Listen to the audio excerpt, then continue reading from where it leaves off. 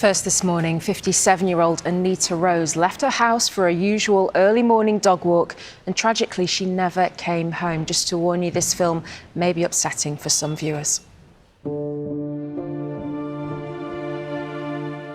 My mum, she's a beautiful, strong, independent woman. She's funny and she's so kind. My mum's got 6 kids. I've got 4 brothers and a sister. And she looks after all of us and she loved to spend time with all of us, with all of her grandchildren. My mum has a long-term partner, Richard. They've been together 13 years. They adored each other and that mum was planning on growing old with him. And my mum dotes on us all and we miss her.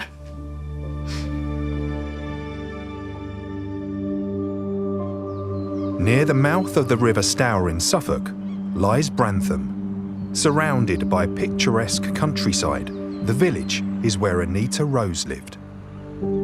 Mum moved to Brantham about 6 years ago and she just loved the area, like literally loved walking and seeing people in the community and Mum said to me that she feels safe here. Mum would get up early to walk Bruce in the mornings so that he had a good walk before she went to work. Being a Springer, he needed a lot of exercise. On Wednesday the 24th of July this year, Anita and her dog Bruce left their house on Palfrey Heights to begin their daily early morning walk on the outskirts of the village. She left at 5 o'clock that morning. It was light at that point.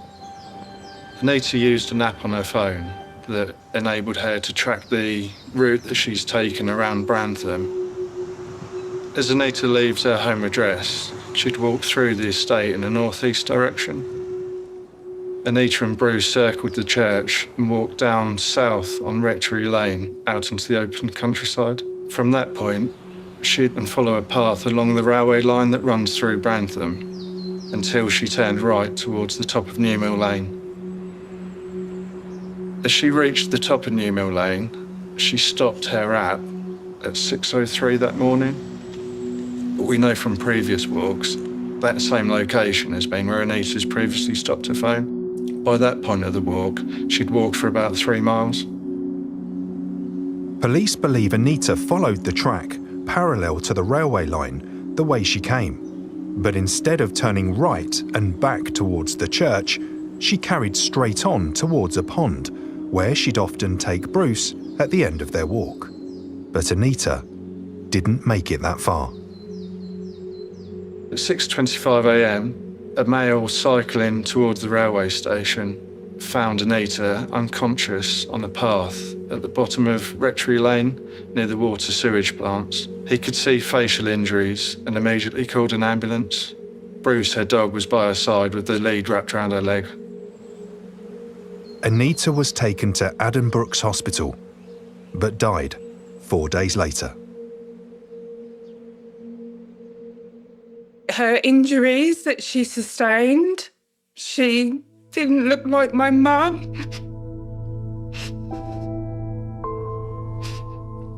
The doctors tried to do what they could, but she passed away on the Sunday morning.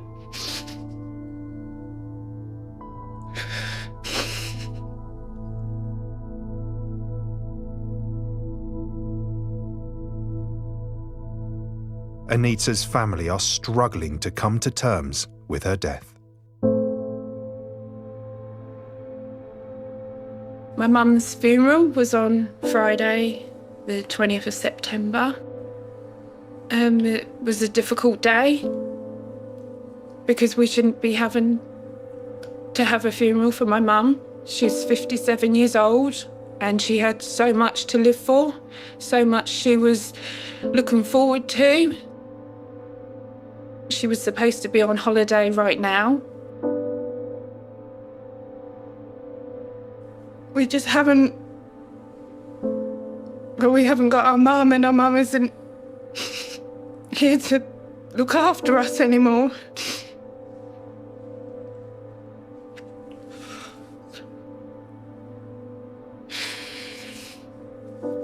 My mum is going to miss out on birthdays, the birth of my nephew, her grandson. She's going to miss my brother get married next year.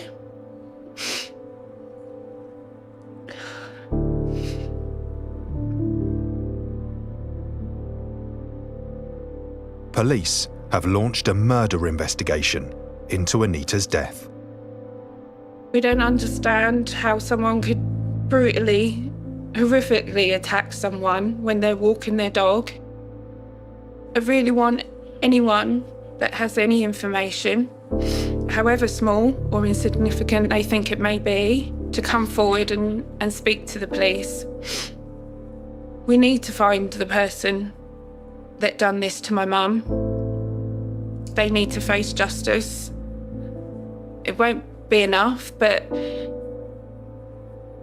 they've done it to my mum and they could do it to somebody else, and they're still out there.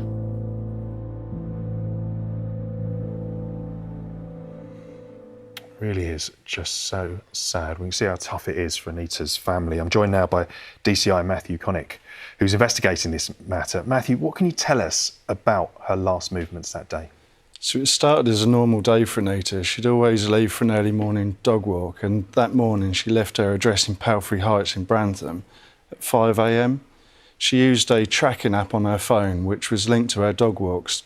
She'd receive a reward after about an hour's walk. So we can see the route she's taken up towards the church, and then she heads down south towards the railway line, out into the open countryside, and as she heads up towards the top of Newmill Lane, we see her walk down that lane to the river before she doubles back out on herself. And at 6:03, which says she's alive and well at that point, she stops her app. It's after an hour's dog walk, and it's somewhere she's stopped that app before. And it's between 6:03 and 6:25 when she's found by a male who's en route to the railway station, that she's found unconscious on the path next to the railway line. And when she was found, she had some quite significant injuries as well. Yeah, really significant face and head injuries. She was rushed to Addenbrooke Hospital and sadly died a few days later from those injuries, and it's been absolutely devastating for the family. Yeah, it really is. Now, interestingly, some of her items were missing that she left home with. They're no longer there. Tell us about those. That's right. Her coat was stolen from her. That's a pink regatta waterproof jacket. She was clearly wearing that on the walk that day. That's still outstanding. We're appealing for anybody with any information about that jacket to come forward. And we've got something else here. Now, this is a distinctive phone case. That's right. Another item stolen from her was her iPhone, her mobile phone. We recovered that in Ipswich 3 days later on Saturday the 27th of July. But her phone case is outstanding, so we've made arrests in relation to the recovery of the phone. But that's a distinctive black quilted case with a gold stud and gold crown design. So we need some information about that. And also these headphones. That's right, Galaxy earbuds. They would have been in the case and potentially in the jacket pocket. They're outstanding. And any information about how anything's moved from Brantham to Ipswich, we're really keen to hear.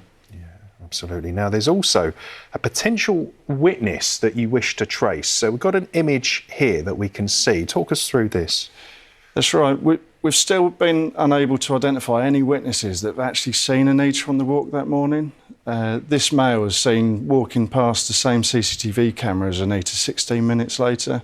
He's a white male. He's balding at the top, grey at the sides, glasses.